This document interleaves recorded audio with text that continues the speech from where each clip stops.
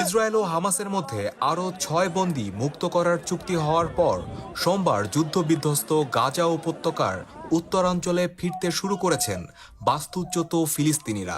এদিকে সম্প্রতি মার্কিন প্রেসিডেন্ট ডোনাল্ড ট্রাম্প গাজা খালি করে সেখানকার অধিবাসীদের মিশর ও জর্ডানে পাঠিয়ে দেওয়ার প্রস্তাব দেন।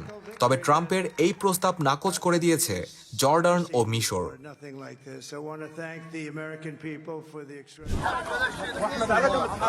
বার্তা সংস্থা এএফপি জানায়, আজ সোমবার সকাল থেকে উত্তর গাজা অভিমুখে ফিলিস্তিনিদের ঢল নেমেছে। বাস্তুচ্যুত এই জনগোষ্ঠীর সিংহভাগই পায়ে হেঁটে সেখানে যাচ্ছেন। রোববার রাতে ইসরায়েলি প্রধানমন্ত্রী নেতানিয়াহুর কার্যালয় থেকে জানানো হয়, হামাসের সঙ্গে নতুন চুক্তি হওয়ায় এখন উত্তর গাজায় প্রবেশ করতে পারবেন ফিলিস্তিনিরা। ফিলিস্তিনিদের এই প্রত্যাবর্তনকে বিজয় বলে আখ্যা দিয়ে হামাস বলেছে, এর মাধ্যমে অধিগ্রহণ ও বাস্তুচ্যুতির যে পরিকল্পনা করা হয়েছিল তা ব্যর্থ হলো।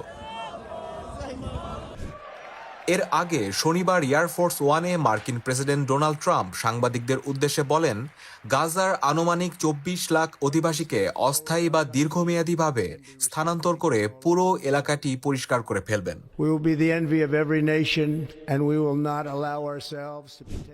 জর্ডানের পররাষ্ট্রমন্ত্রী আইমান সাফাদি বলেন, ফিলিস্তিনিদের বাস্তুচ্যুতির ব্যাপারে আমাদের অবস্থান কঠোর এবং অপরিবর্তিত। জর্ডান জর্ডানীয়দের আর ফিলিস্তিন ফিলিস্তিনিদের জন্য। মিশরের পররাষ্ট্র মন্ত্রণালয় জানিয়েছে, ফিলিস্তিনিদের অখণ্ডতার অধিকার লঙ্ঘন করার যে কোনো প্রচেষ্টাকে প্রত্যাখ্যান করে মিশর। এদিকে ফিলিস্তিনি কর্তৃপক্ষের প্রেসিডেন্ট মাহমুদ আব্বাস ফিলিস্তিনিদের গাজা থেকে বাস্তুচ্যুত করার এই পরিকল্পনাকে দৃঢ়ভাবে প্রত্যাখ্যান করে নিন্দা জানিয়েছেন। গাজার বাস্তুচ্যুত বাসিন্দা রাশাদ আল নাজি এএফপিকে বলেন, ট্রাম্প ও পুরো বিশ্বকে বলতে চাই, আপনারা যত কিছুই করুন না কেন, আমরা ফিলিস্তিন বা গাজা ছাড়ব না।